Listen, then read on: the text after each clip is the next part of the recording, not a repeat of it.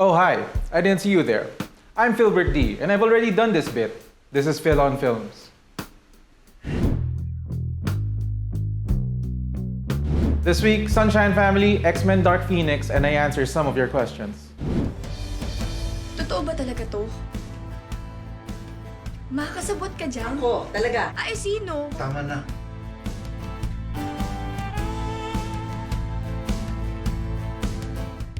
Nani and Charmaine Buencamino are Dawn and Sonia, a married couple living in Korea with their 2 children. After a night of drinking, Dawn runs over someone on the road and then leaves the scene. Sonia, upon hearing this, resolves to keep her family together by hiding the evidence.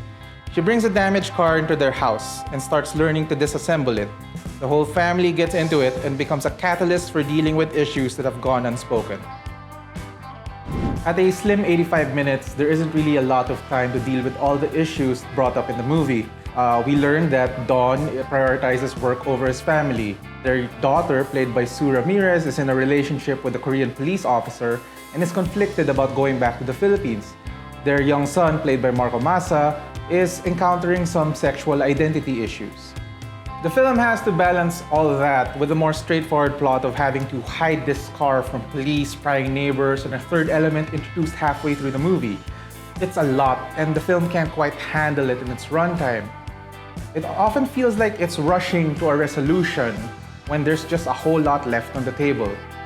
But there's a quirkiness of the movie that makes it kind of fun. The Buencaminos are solid as always, and their commitment to this strange premise smooths over some of the rough edges.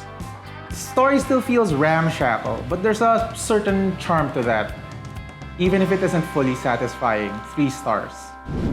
Kailangan bigyan natin ng karangalan ng pamilya natin. Kailangan kahit anong mangyari, buo ang pamilya natin.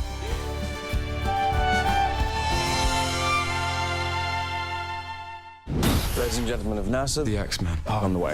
The X-Men's greatest enemy. where's Jean? Where is she? Will be one of their own. She's not Jean anymore. We are in 1992, and mutants are now more or less celebrated in the United States.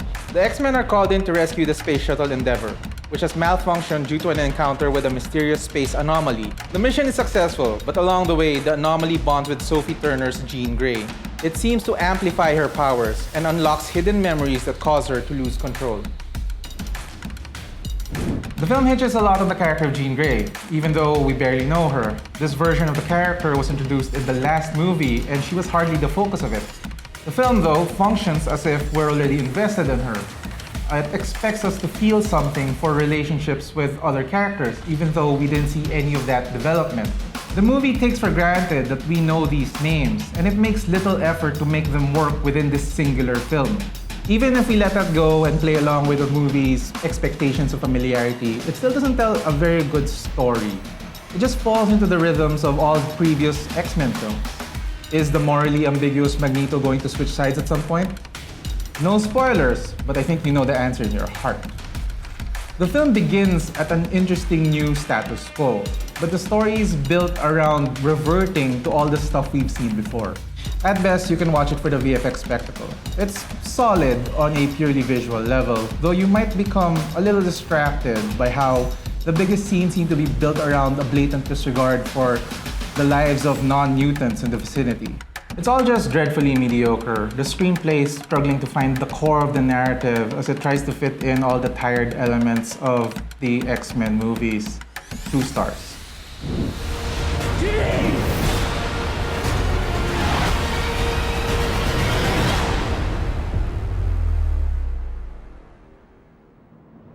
Okay, let's answer some questions.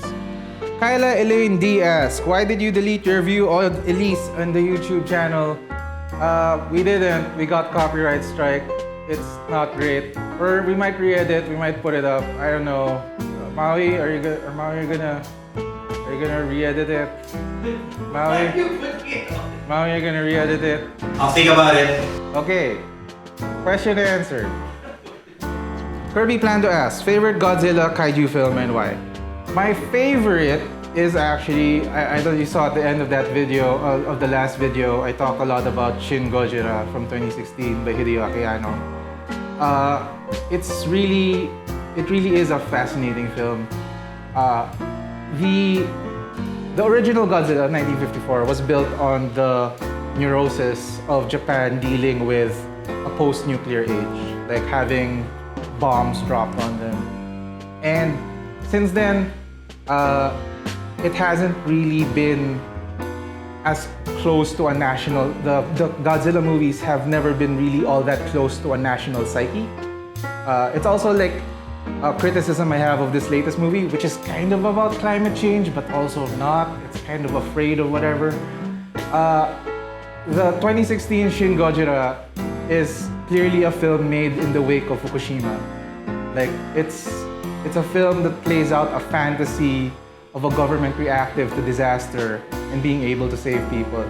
And also, I mean, it's a great looking Godzilla movie. The design of Godzilla is fun. There's this big googly-eyed snake in the middle of it. It's great. I really like it a lot. Apart from that, I generally like the 80s stuff when they rebooted the series, sort of. Yeah. And Final Wars is ridiculous, and you should probably see Final Wars if you haven't seen Final Wars. Your thoughts on the new Rambo trailer? I haven't seen it. Let's watch it right now.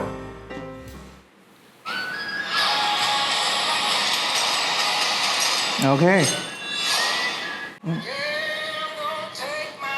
Oh, he's a cowboy now. He's a what? He's a cowboy. Comes looking for me. Alright. They will welcome death. Revenge. Oh, Want them to know.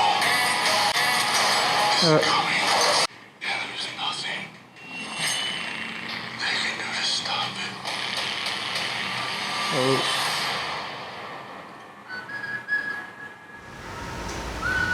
Okay. That did not sound like a Rambo movie. Well, yeah, they were using Old Town Road, which is, I mean, Sylvester Stallone's hip. He's with the times.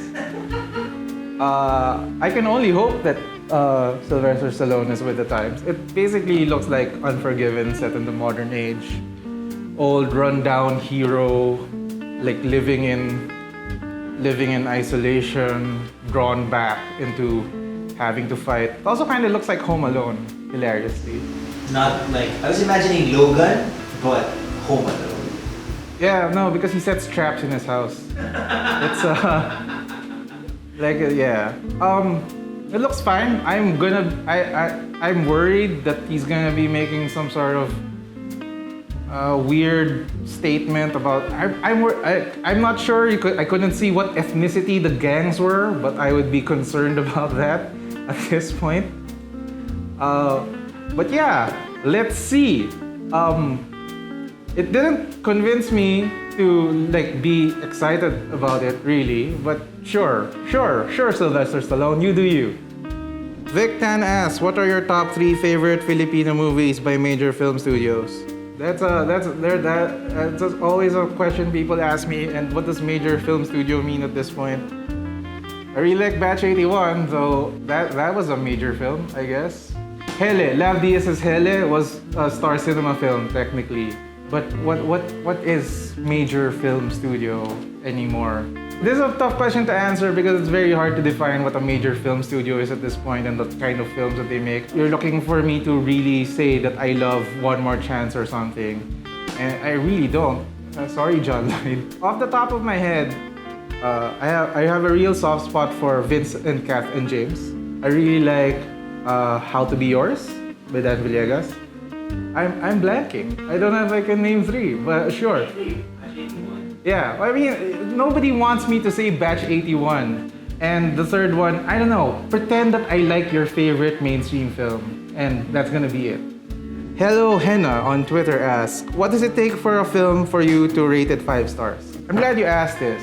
See, people think that ratings are a linear function. It's actually logarithmic, where we start with the value P, which is the runtime of the film. And no, it's nonsense. Ratings are nonsense. I do ratings for your benefit because if I don't give a rating, people are asking, hey, what's the rating? What do you rate it? People want to compare things. So really, what does it take for a film to get 5 stars?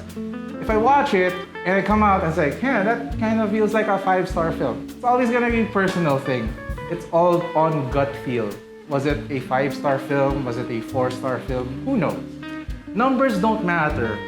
Grading art is not a quantitative thing. It's always gonna be personal. And yeah, so when I say something's 5 stars, it's just really saying that I really liked it and I hope you guys see it as well. Anything below that, it's varying scales of like, it was alright, I kinda like that, I didn't like that one bit. But when I come out of a movie and I think, that was a really great film, I hope people see it. I try to give it 5 stars because it immediately tells people that I think it is something that is worth their money. Anyway, that's enough for questions. So thanks for joining us.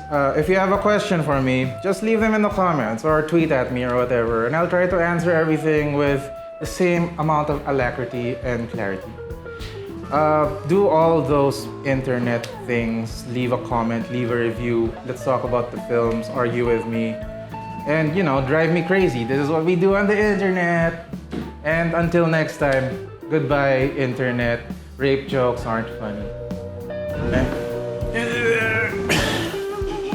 Just reverts to everything we've seen. Sorry. Yeah. Struggling to find the core of the story as it... Wait, sorry? What's it? Find the core of the narrative as it... Wait, what the f***? I lost the...